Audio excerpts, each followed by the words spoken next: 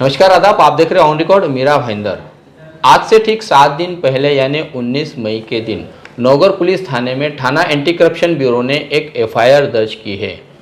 FIR में बताया गया है कि एक्स एमएलए नरेंद्र मेहता ने वर्ष 2006 से लेकर वर्ष 2013 के बीच में यानी कुल 7 सालों में आय से ज़्यादा संपत्ति का ब्यौरा इनकम टैक्स से छुपाया है, एंटी करप्शन को दिया नहीं है। उसकी पूरी जानकारी अपने एफआईआर में एंटी करप्शन ब्यूरो ने लिखी है। कई घंटों तक का एक्स एमएलए नरेंद्र मेहता के दफ्तर और उनके घर पर पुलिस ने छानबीन की है, काफ़ी सारे दस्तावेज भी जमा किए हैं, जिस पर हम बाद में चर्चा करेंगे। बहरहाल एक्स एमएलए नरेंद्र मेहता पर ये जो एफआईआर हुई है, इस एफआईआर की हम लोग हकीकत जानने की कोशिश करते हैं कि कौन वो लोग थे जो इस एफआईआर के पीछे कई सालों से मेहनत करते आ रहे थे। उस एफआईआर में क्या क्या और ऐसे मुद्दे हैं जिसको लेकर ये एफआईआर हुआ है। इसी मुद्दे पर बात करने के लिए हमारे साथ में हैं सोशल वर्कर और एक्स कॉरपोरेटर रोहित स्वर्णा। उनसे हम जानने की कोशिश करते हैं कि ये किस प्रकार का एफआईआर है, इसमें क्या तथ्य है और क्या क्या इसमें मुद्दे हैं और इस एफआईआर का क्या नतीजा होगा। बहरहाल इस पूरे मामले में थाना न्यायालय ने एक्स एमएलए नरेंद्र मेहता को राहत दी है, ऐसा कहा जा सकता है, और उसी बात को लेकर हाईकोर्ट ने भी अपना डिसीजन सुनाया है। आने वाली 30 तारीख को इस पूरे मामले में हेयरिंग होनी है, उसमें भी क्या होगा, बेल मिलेगी नहीं मिलेगी और क्या तथ्य रहेंगे, क्या दस्तावेज वहां पर कोर्ट में पेश किए जाएंगे जिसके चलते उन्हें बेल मिल सकती है या नहीं मिल सकती या ठुकराई जा सकती है, वो पता चलेगा। इस वक्त हम बात करते हैं उस एफआईआर पे कि किस प्रकार की वो एफआईआर थी, किसने उस पूरे मामले की शिकायत की थी, ये हम उनसे जानने की कोशिश करते हैं सामाजिक कार्यकर्ता रोहित स्वर्णा से। जी बताइए रोहित स्वर्णा जी, ये जो एफआईआर हुआ है क्या है ये पूरा मामला, और ये एफआईआर करीब आप पिछले 9 सालों से मेहनत करते आ रहे हैं और अब उसमें आपको कामयाबी मिली है, क्या कहेंगे इस एफआईआर के बारे में? मीरा भाईंदर महानगर पालिका बनने के पहले यहाँ पर मीरा भाईंदर नगर परिषद थी। नगर परिषद के बाद पहला चुनाव 2002 में हुआ, तब पहली बार नरेंद्र मेहता जी विधायक नगर सेवक बने इंडिपेंडेंट। उसके बाद वो लगातार 2017 तक वो नगर सेवक रहे, क्योंकि वो विधायक बनने के बाद भी उन्होंने नगर सेवक पद का इस्तीफा नहीं दिया। इसलिए हमने 2013 में उनके नगर सेवक और मेयर बनने के बाद 2013 में हमने पहली शिकायत लोकायुक्त महाराष्ट्र में किया। लोकायुक्त थे मुंबई उच्च न्यायालय के निवृत्त न्यायाधीश जस्टिस M.L. तहलियानी साहब। उनके पास हमने पहली शिकायत मीरा रोड के समाज सेवक IP सज्जी के माध्यम से किया। वो कंप्लेंट की कॉपी भी ड्राफ्ट मेरी की हुई थी। उस हियरिंग के दरमियान भी मैं वहाँ पर मौजूद था, मैंने प्रेजेंट किया वो कॉपी को। उसके बाद सज्जी ये जो समाज सेवक है ये चले गए बीजेपी में, इसलिए राजू गोयल जी ने अपना इंटरवेंशन किया और उनकी एप्लीकेशन को जस्टिस तहलियानी साहब ने अलाउ किया। अब देखिए उस वक्त का पॉलिटिकल परिस्थिति को देखना बहुत ज़रूरी होता, क्योंकि उस वक्त नरेंद्र मेहता जी विधायक बन चुके थे और उन्होंने डीवाईएसपी मीरा भाईंदर के डीवाईएसपी नीतीश संबटवाड़ और अंडरग्राउंड ड्रेनेज के कॉन्ट्रैक्टर, इन दोनों को रिश्वत देते हुए और लेते हुए गिरफ्तार करवाया था। इसके लिए उनका थोड़ा बहुत विधायक होने के कारण और महाराष्ट्र के मुख्यमंत्री देवेंद्र फडणवीस जी महाराष्ट्र के मुख्यमंत्री होने के कारण और उनका दोनों का करीबी होने के कारण हमने रिक्वेस्ट किया जस्टिस तहलियानी साहब को कि ये केस को कहीं और ट्रांसफर किया जाए। तो उस वक्त ही ठाणे जिला से पालघर एक नया जिला बन गया था, तो एसीबी पालघर को ये केस को ट्रांसफर किया गया। एसीबी डीवाईएसपी अजय फोपाले साहब, उनको हमने सब डॉक्यूमेंट्स दिए। 2017 में 3 बार राजू गोयल जी का भी स्टेटमेंट पूरे अच्छी तरह से रिकॉर्ड किया गया। मैं आपको तारीख के साथ बताऊंगा, 17 जुलाई 2017, 8/9/2017 और 18/9/2017, ऐसा 3 बार स्टेटमेंट लेने के बावजूद ये रकम जो दिखाई गई है केवल 8 करोड़ 25 लाख के बहुत कम है। अगर आपने समाज सेवकों से डॉक्यूमेंट भी लिया है तो उसकी पूरी अगर छानबीन की जाए, मार्केट वैल्यू और रेडी रिकॉर्नर और आज की मीरा भाईंदर का ब्लैक एंड व्हाइट का जो रेशियो चल रहा है जमीनों का, ये पूरी प्रॉपर्टी को अगर अच्छी तरह से स्टडी करे कोई भी, तो ये 1700-1800 करोड़ से कम किसी भी हालत में नहीं है। क्योंकि मीरा भाईंदर एक ऐसा शहर है ठाणे, वसई विरार और मुंबई महानगर को जुड़ा हुआ शहर है, इसलिए ये सिटी बहुत जल्दी फ्लोरिशिंग सिटी माना जाता है। यहाँ ज्यादा से ज्यादा मीरा बंदर में परप्रांतीय प्रांतीय आते हैं और घर लेते हैं, फ्लैट लेते हैं, दुकान लेते हैं, मॉल है, थिएटर है। ये शहर बढ़ रहा है। यहाँ एक पहले 2 पुलिस स्टेशन था, भाईंदर और काशीमीरा, आज यहाँ 6 पुलिस स्टेशन है। इसका मतलब आबादी भी बढ़ा है और ये जमीनों की कीमत भी बढ़ गई। और नरेंद्र मेहता जी जैसे ही कॉर्पोरेटर से मेयर बन गए तो उनको ये शहर का पूरा छोटी छोटी बातें, नस नाली या नाला भी कहाँ है या नाड़ी पकड़ना उन्होंने शुरुआत किया। और पहली बार वो नगर से बनते ही 4 महीने के अंदर ही वो एंटी करप्शन में गिरफ्तार हो गए थे, 20,000 रुपए एक सिविल कॉन्ट्रैक्टर से लेते हुए। यानी मीरा भाईंदर का करप्शन का शुरुआत ही नरेंद्र मेहता से हुआ। रंगे हाथ पकड़े गए थे 20,000 रुपए लेते हुए।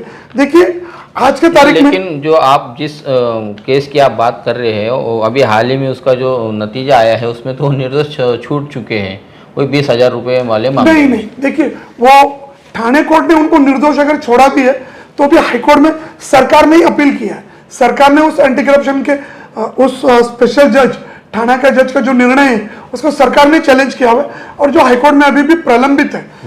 कोरोना के काल होने के कारण अर्जेंट केसेस लिए गए, इसलिए वो नहीं आया, पर अब जरूर आएगा वो मैटर, रेगुलर कोर्ट के सामने आएगा।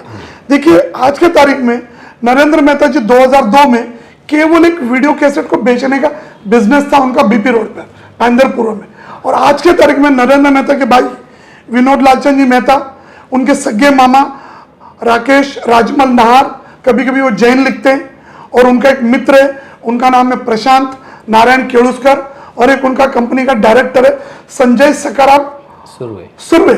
इन चारों के नाम पर मीरा भाईंदर में अन्य लोग भी हैं, कम से कम 21,39,000 स्क्वायर मीटर की जमीन है। 21,39,000 स्क्वायर मीटर की जमीन है। इसका मार्केट वैल्यू कितना होगा? इसका रिकॉर्ड हमने देखिए 2017 में इसकी रिकॉर्ड रेडियो रिकॉर्डर के हिसाब से ये 1700-1800 करोड़ की प्रॉपर्टी हो गई। आज 2017 से लेकर 2022 में और 400-500 करोड़ बढ़ गया होगा, पर कम नहीं हुआ है। प्रॉपर्टी का रेट कभी भी कम नहीं होता। ये एक टाइप का लैंड ग्रैबर भी है नरेंद्र मेहता।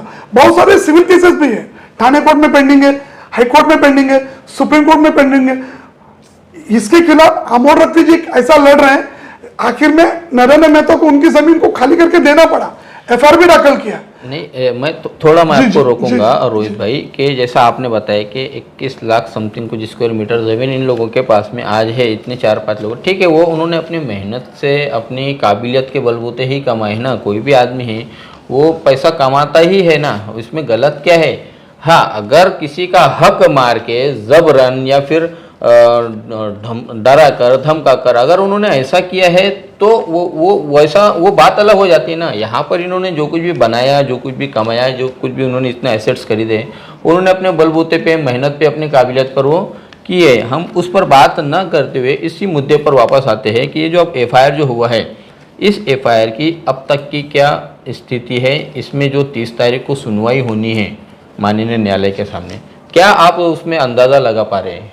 देखिए, इन्होंने जब भी जमीन खरीदा ना किसी से भी, खेडूत से, या तो लिटिगेशन वाली प्रॉपर्टी लिया, यहाँ पर जहाँ पर 4-5 भाइयों में परिवार में झगड़े रहते हैं वो प्रॉपर्टी को लिया, या तो फिर बहुत सारे केसेस फ्रॉड है, फोर्जरी है जो कोर्ट में प्रलंबित है। इसलिए मैं उसके ऊपर भाषा नहीं करूंगा, पर मैं तो जानता हूँ किन खेडूतों से इन्होंने जमीन खरीदा हुआ। इसमें बिल्डिंगें बांधते हैं, उसमें भी लिटिगेशन, या तो उसमें भी फ्रॉड, फोर्जरी। कोई भी आदमी इतना जल्दी पैसा वाला नहीं बनता, इसीलिए ये एक्ट बना हुआ है, प्रिवेंशन ऑफ करप्शन एक्ट बना है। इसी में बहुत सारे ये एंटी करप्शन, सीबीआई, बहुत सारे। मैं आपको एक छोटा सा उदाहरण देके बोलूंगा। हरियाणा के 4 बार मुख्यमंत्री रहे हुए ओम प्रकाश जी, इनकी सेम केस है, केवल सीबीआई ने चार्जशीट फाइल किया, 6 करोड़ की प्रॉपर्टी। अब 10 साल से वो जेल में है। और अभी भारत के उप पंतप्रधान देवीलाल जी के पुत्र है, वो 4 बार हरियाणा के मुख्यमंत्री रहे। इनके तो पावरफुल नेता होने के बावजूद, इतना पावरफुल नेता होने के बावजूद केवल चार्जशीट के ऊपर से केस चल रहा है। सीबीआई है, यहाँ पर एंटी करप्शन है। महाराष्ट्र में बहुत सारे किस्से हैं। छगन भुजबल जी 2-2.5 साल जेल में रहे, रमेश कदम जी जेल में रहे, अभी नवाब मलिक जी, ऐसे बहुत सारे लोग का निकलेगा। और इनका भी अगर मनी लॉन्ड्रिंग भी निकलेगा, क्योंकि इनके परिवार, इनके कंपनी में में जो भी इनके रिश्तेदारों के नाम पे जितनी भी प्रॉपर्टी है, और नरेंद्र मेहता जी की पत्नी सुमन मेहता, इनको बर्थडे पर वो लंबोर्गिनी की गाड़ी गिफ्ट में दे रहे 3.25 करोड़ की, जिनके पास एक फ्लैट भी नहीं था। जब वो भाईंदरगढ़ में रहते थे, नादरा स्कूल में पढ़ते थे, केवल 8वीं फेल है वो। सोचिए इतना कम इनकम वाला आदमी आज करोड़पति बनता। 1.5-2 हजार करोड़ को तो केवल क्लब है उनका, 7-Eleven क्लब है, उसके अंदर की जितनी भी फर्नीचर की सामान अगर आप देखेंगे सब चाइना या जापान से लाया हुआ। मैं अब आता हूं, आपने जो सवाल किया एंटी करप्शन में जो केसेस फाइल किया एफआईआर, उसके बारे में देखिए 19 तारीख को इनके ऊपर एफआईआर लॉन्च होता और ये तुरंत 21 तारीख को ठाणे कोर्ट में इन्होंने रेगुलर बेल एप्लीकेशन दायर किया और ठाणे कोर्ट में दोनों एडवोकेट लोगों के आर्गुमेंट होने के बाद हाईकोर्ट ने पॉइंट आउट ये किया है कि जज ने इधर उसी दिन ही बेल ग्रांट करना चाहिए था या बेल को रिजेक्ट करना चाहिए था। ये हाईकोर्ट ने कहा, हाईकोर्ट ने कहा जी। तुरंत जैसे इनका बेल का डेट था 23 तारीख और इमीडिएटली 24 तारीख को ये फरार है। नरेंद्र मेहता जी और उनकी पत्नी सुमन मेहता दोनों फरार है, फिर भी थाने कोर्ट में रेगुलर बेल एप्लीकेशन दाखिल हो रहा है। इमीडिएटली 24 को नेक्स्ट डे हाईकोर्ट में भी अगर एंटीसिपेटरी बेल एप्लीकेशन सबमिट हो रहा है तो ये सिग्नेचर कहां से कर रहे हैं? सरकार ने ये सोचना चाहिए, ये रहते मीरा बंदर में और वकील है ठाणे का जो नोटरी करता है, केडी त्रिपाठी नाम का एडवोकेट ने नोटरी किया हुआ, वो जाके सरकार ने देखना चाहिए ये भी कि अगर वो पुलिस को पिछले 8 दिन से नहीं मिल रहे, पुलिस बिहार, यूपी और अन्य राज्यों में जाके आरोपियों को पकड़ के लाती है, या नरेंद्र मेहता जैसा पॉपुलर आदमी पुलिस के पंजे में नहीं आ रहा और हाईकोर्ट और ठाणे सेशन कोर्ट में एंटीसिपेटरी बेल सबमिट हो रही नोटरी करके, इनकी सिग्नेचर को भी वेरीफाई करना जरूरी है कि सिग्नेचर है क्या, क्योंकि इनके पुराने सिग्नेचर और अभी के सिग्नेचर को जांच करना जरूरी है कि सिग्नेचर भी कहीं फोर्जरी तो नहीं है, क्योंकि ये मुद्दा है। और टेक्निकल मुद्दा ऐसा है कि हाईकोर्ट ने जस्टिस माननीय जस्टिस भारती डांगरे मैडम ने ये पॉइंट आउट किया है परसों 24 को, अभी कल उनका मैटर बोर्ड पे आया, अर्जेंट सर्कुलेशन पे बोर्ड पे आया, सीरियल नंबर 28 पे जज ने ये पॉइंट, इनके वकील ने ये पॉइंट आउट किया 23 तारीख को या तो रिजेक्ट करना चाहिए था या तो बेल ग्रांट करना चाहिए था। केवल इसी सेशन कोर्ट ने केवल इसी मुद्दे पर 3 दिन के लिए इनको एड इंटरिम रिलीफ मिला हुआ, कोई इनको बेल नहीं मिला हुआ और वो शहर में नहीं है और रहेंगे भी नहीं। अब ठाणे सेशन कोर्ट 17 न्यायाधीश को 23 तारीख को उसमें डिसीजन देना ही होगा, क्योंकि अब ये पोस्टपोन करने की कोशिश 30 तारीख सोमवार को 30 तारीख को 30 मई को उसके ऊपर ठाणे सेशन जज को इसके ऊपर निर्णय देना बंधनकारक है, क्योंकि दोनों एडवोकेट लोगों का आर्गुमेंट खत्म हो चुका है। अगर आप बिजनेस का रोजनामा पढ़ेंगे तो उसमें क्लियर कट लिखा है कि दोनों मैटर में दोनों एडवोकेट लोगों का हियरिंग कंप्लीट हो चुका, अब it is kept for only orders. अब देखते हैं सोमवार को मैटर में क्या होता है। मतलब ये सोमवार को पता चल जाएगा, या तो बेल ग्रांट होगा या बेल रिजेक्ट होगा, दो में से एक। हम बात कर रहे हैं 2006 से लेके 2013 तक के या 15 तक का जो एफआईआर में जो दर्ज है कि इतने साल के पीरियड में एक से मिले नरेंद्र मेहता ने ये आय से ज़्यादा संपत्ति कमाई है। 2015 के बाद से लेके आज 2022 चल रहा है, क्या ये पिछले जो 7 साल जो गए हैं, क्या उन 7 सालों की भी उन्होंने जो जो संपत्ति कमाई है, जो प्रॉपर्टी बनाई है, क्या उसकी भी शिकायत की गई है? देखिए, हम लोकायुक्त में हमारा जो कंप्लेंट था वो 2013 के पहले के प्रॉपर्टी की हमने जानकारी दी थी जी। लेकिन तकरारदार का कंप्लेंट में स्टेटमेंट में 2017 में आपने 3 बार लिया है। ओके। दो महीने में 3 बार उनका स्टेटमेंट लिया है। आपने रजिस्टर ऑफ कंपनीज, आपने स्टैम्प ड्यूटी रजिस्ट्रेशन डिपार्टमेंट, आपने मीरा बंदर महानगर पालिका, आपने सभी डिपार्टमेंट से डॉक्यूमेंट जमा किया हुआ। नरेंद्र मेहता जी को बहुत समय दिया गया, उनके चार्टर्ड अकाउंटेंट भी वहां पर मौजूद थे, उन्होंने भी बहुत सारा खुलासा किया, उसके बावजूद ये पाया गया। अब मैं आपको बताता हूँ 2017 के बाद या वो नगर सेवक थे उसके बाद के भी किस्से आप सुनिए। मीरा भाईंदर महानगर पालिका पे क्यों नरेंद्र मेहता जी का पूरा काबू है, कंट्रोल है, या उनका पूरा बोलते हैं ना शहर में पूरा उनका ध्यान क्यों है जी? क्योंकि ये सोर्स ऑफ इनकम उनका पूरा मीरा भाईंदर में।